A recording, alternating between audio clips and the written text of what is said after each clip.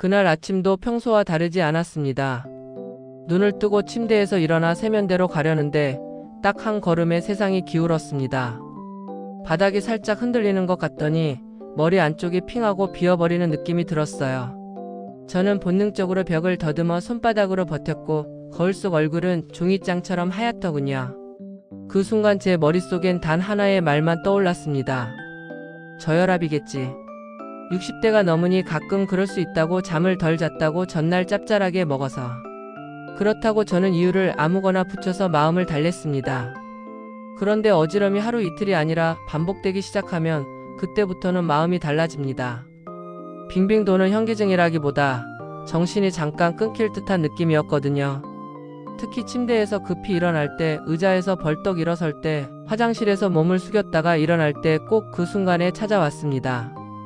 더 무서운 건 어지럼 자체보다 넘어질 뻔한 경험이었습니다.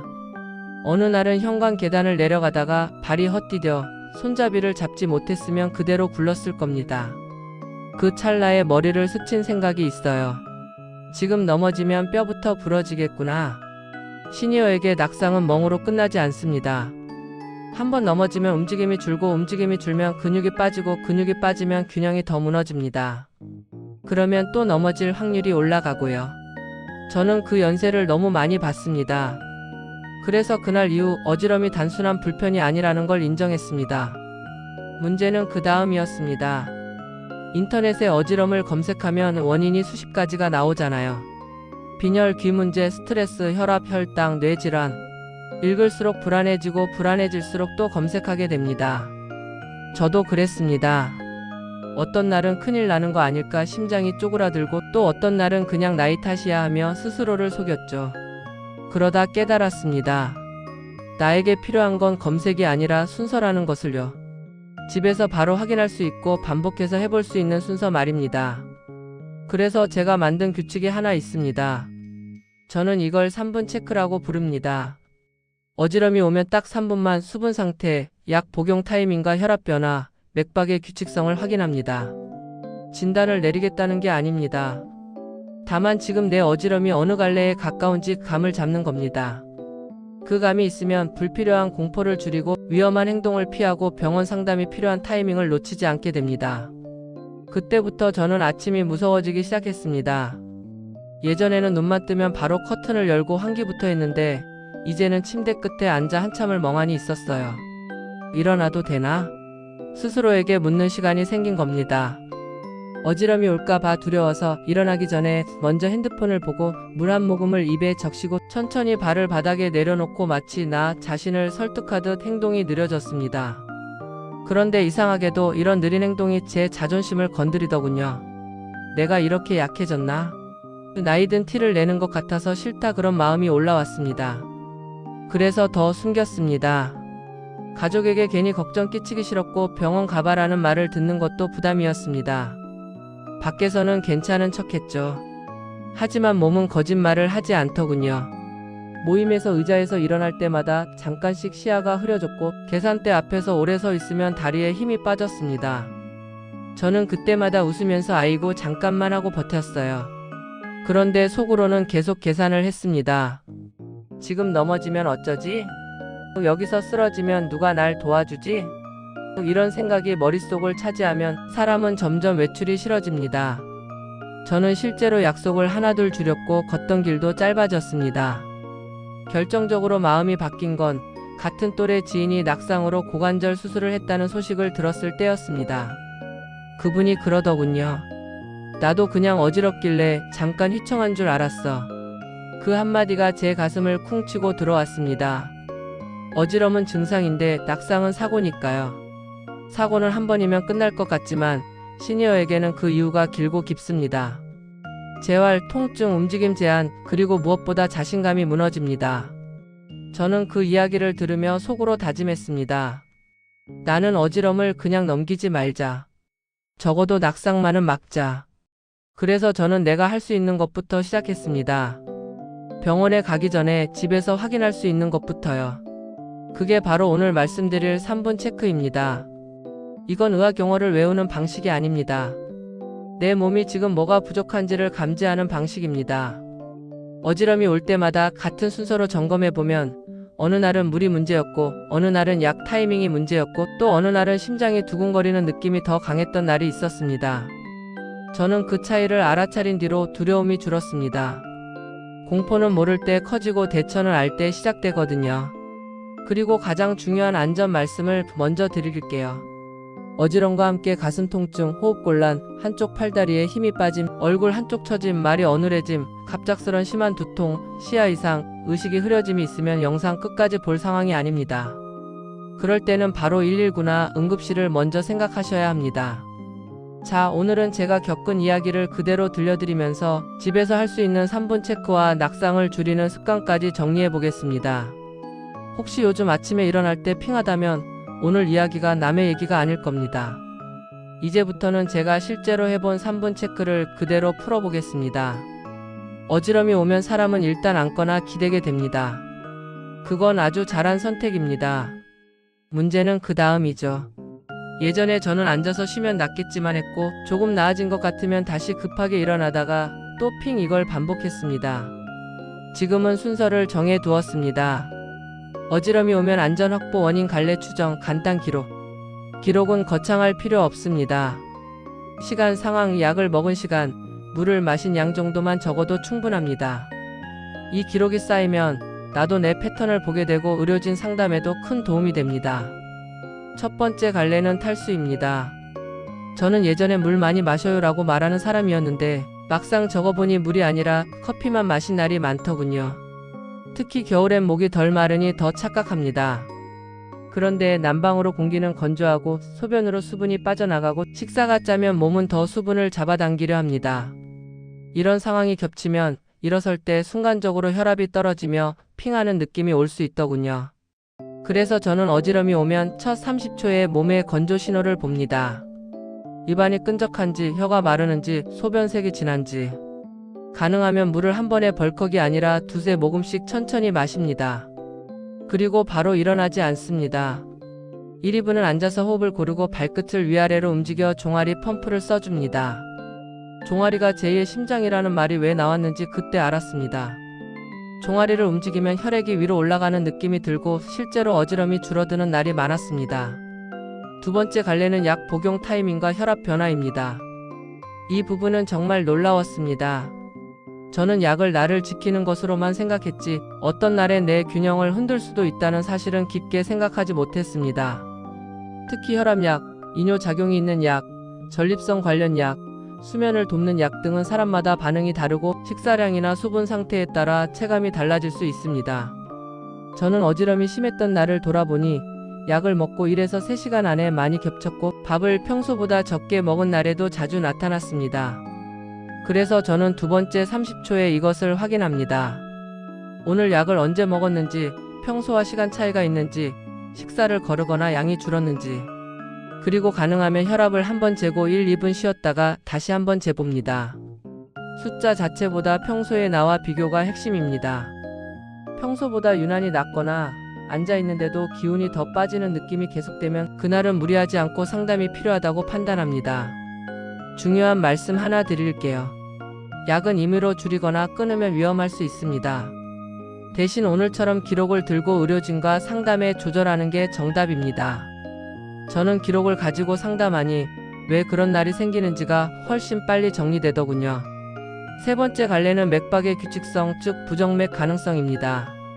이건 겁을 주려는 게 아니라 놓치면 위험할 수 있어 간단히라도 체크하자는 이야기입니다. 저는 어떤 날은 심장이 쿵쿵쿵쿵하고 박자가 깨지는 느낌이 들었고 그때 어지럼이 함께 왔습니다. 이런 느낌이 있으면 혈압만 보지 말고 맥박이 규칙적인지부터 확인하는 게 도움이 됩니다. 방법은 간단합니다. 앉아서 손목 안쪽 엄지 아래를 두 손가락으로 가볍게 짚고 30초 동안 박자를 느껴봅니다. 일정하게 탁탁탁인지 중간에 한번 비거나 갑자기 빨라지는지 빠르냐 느리냐보다 불규칙하냐가 더 중요합니다. 불규칙함이 느껴지고 어지럼이 동반되면 그날은 운전이나 계단, 혼자 바깥 걷기 같은 위험한 활동을 미루고 상담을 고려합니다. 스마트워치가 있으면 도움이 되지만 없어도 리듬이 깨진 느낌은 손끝으로도 충분히 느낄 수 있었습니다. 그리고 여기서 한 가지 많은 분들이 놓치는 포인트가 있습니다. 어지러울 때 바로 누우면 좋다라고 생각하는데 경우에 따라서는 천천히 앉아서 안정시키는 게 더 안전할 때가 있습니다. 특히 화장실이나 욕실처럼 바닥이 미끄러운 곳에서는 급하게 눕다가 오히려 부딪히는 경우가 생깁니다. 그래서 저는 어지럼이 오면 먼저 앉을 자리를 확보합니다. 욕실이라면 변기 뚜껑을 닫고 앉거나 문을 열어 공기를 통하게 하고 가능하면 욕실 밖 마른 바닥으로 나옵니다. 손이 떨리면 물건을 잡는 것보다 벽을 짚는 게 더 안전합니다. 손잡이처럼 작은 물건은 미끄러질 수 있거든요.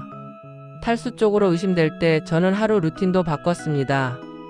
물 많이 마셔라는 말은 누구나 듣지만 실제로는 타이밍이 중요합니다. 저는 아침에 눈 뜨고 물 한 컵을 천천히 마시는 걸 습관으로 만들었습니다. 그리고 커피는 첫 컵을 미루었습니다.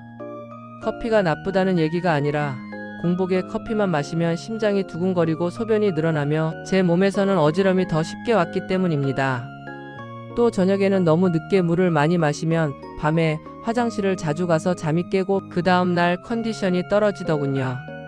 그래서 저는 낮에 조금씩 나눠 마시는 방식으로 바꿨습니다.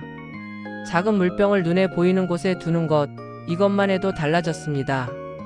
약 타이밍이 의심될 때는 같은 약을 먹어도 왜 어떤 날만 어지러운지에 집중해 보셔야 합니다. 저는 그 답이 보통 3가지에서 나오더군요. 첫째, 식사량이 줄었을 때. 둘째, 전날 잠이 부족했을 때. 셋째, 몸이 건조했을 때. 특히 감기 기운이 있거나 전날 땀을 많이 흘렸거나 술을 마신 다음 날은 몸이 훨씬 민감했습니다. 이때는 평소와 똑같이 움직이면 안 됩니다. 저는 이런 날을 주의 날로 표시해두고 계단 대신 엘리베이터를 타고 장시간 서 있는 일을 줄이고 뜨거운 샤워를 피했습니다. 작은 변화지만 낙상을 막는 데 결정적이었습니다. 맥박 리듬 체크는 처음엔 조금 어색합니다. 하지만 익숙해지면 내 심장이 평소와 다르다는 걸 생각보다 잘 느끼게 됩니다. 저는 박자가 불규칙한 느낌이 오는 날엔 호흡을 천천히 해보았습니다. 코로 4초 들이마시고 4초 멈추고 6초 내쉬는 방식으로요. 이걸 1, 2분 반복하면 긴장이 풀리면서 어지럼이 줄어드는 날도 있었습니다. 물론 이걸로 모든 문제가 해결되는 건 아닙니다. 하지만 중요한 건 불규칙함이 느껴질 때 오늘은 무리하면 안 된다는 판단을 내려주는 것입니다. 마지막으로 제가 실제로 써본 어지럼 날 행동 금지 목록을 공유할게요. 첫째, 급하게 일어나지 않기. 둘째, 혼자 뜨거운 목욕탕 가지 않기. 셋째, 미끄러운 욕실에서 오래 서 있지 않기. 넷째, 현관 앞 계단과 문턱을 급하게 넘지 않기. 다섯째, 어지러운데도 운전대 잡지 않기. 저는 이 5가지를 머릿속에 계속 넣어두었습니다. 이 목록을 알고 나니 어지럼이 와도 당황이 줄었고 당황이 줄면 넘어질 확률이 줄더군요. 여기까지가 3분 체크의 실제 적용입니다.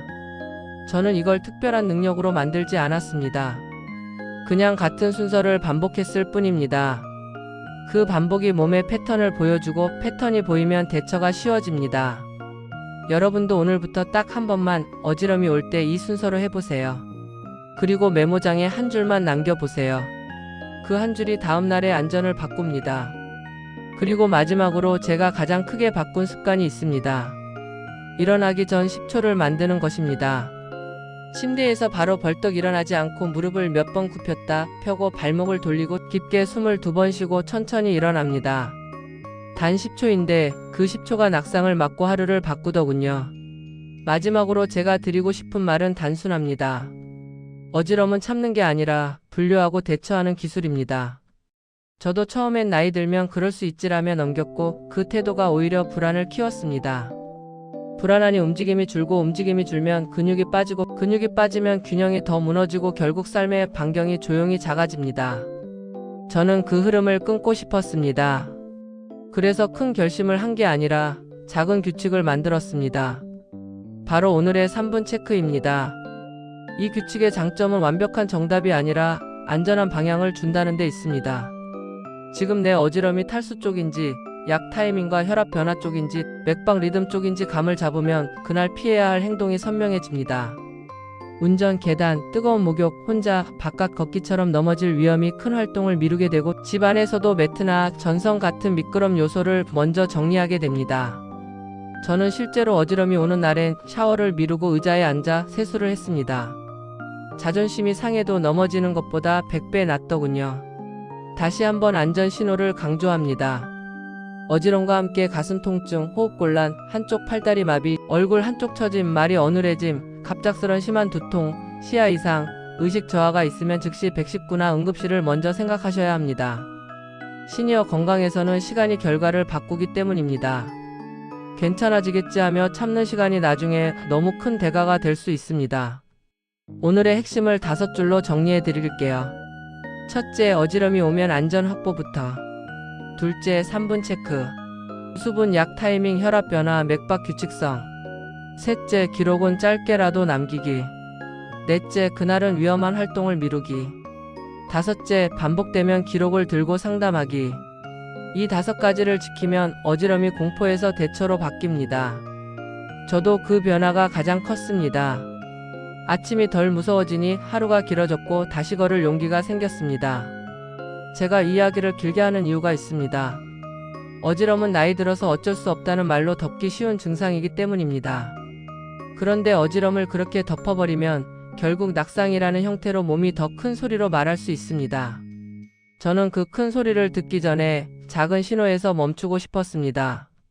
그래서 오늘 영상의 핵심은 한 문장으로 정리됩니다. 어지럼이 오면 나는 분류한다. 분류는 곧 대처이고 대처는 곧 예방입니다. 또 하나, 시니어에게는 혼자 해결하려는 습관이 오히려 위험할 때가 있습니다. 어지럼이 반복된다면 가족에게 요즘 일어날 때 핑계 한마디만이라도 공유해 두세요. 그리고 집안 환경도 함께 손보는 게 좋습니다. 욕실 바닥 매트, 현관 조명, 전선 정리, 낮은 문턱 표시 이런 것들은 건강 정보가 아니라 안전장치입니다. 저는 현관에 작은 미끄럼 방지 테이프를 붙이고 욕실 슬리퍼를 미끄럼 덜한 것으로 바꿨습니다. 크게 돈 들이지 않았는데 마음이 편해지더군요.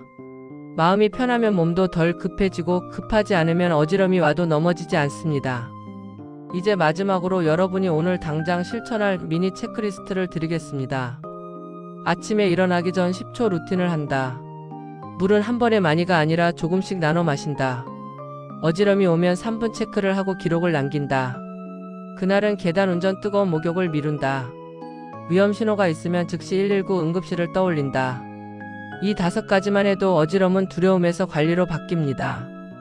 마지막으로 부탁 하나 드립니다. 오늘 이야기가 내 얘기 같다고 느끼셨다면 댓글에 딱 한 줄만 남겨주세요. 언제 어지러운지요. 예를 들면 아침에 일어날 때 화장실에서 숙였다가 약 먹고 나서처럼요. 그 한 줄이 다른 분들에게도 큰 힌트가 됩니다. 오늘 준비한 영상은 여기까지입니다. 영상이 도움이 되셨다면 구독과 좋아요 부탁드리겠습니다. 다음 영상에서는 더 유익한 내용으로 찾아뵙겠습니다. 오늘도 안전하게, 천천히, 그러니 확실하게 건강을 지켜봅시다.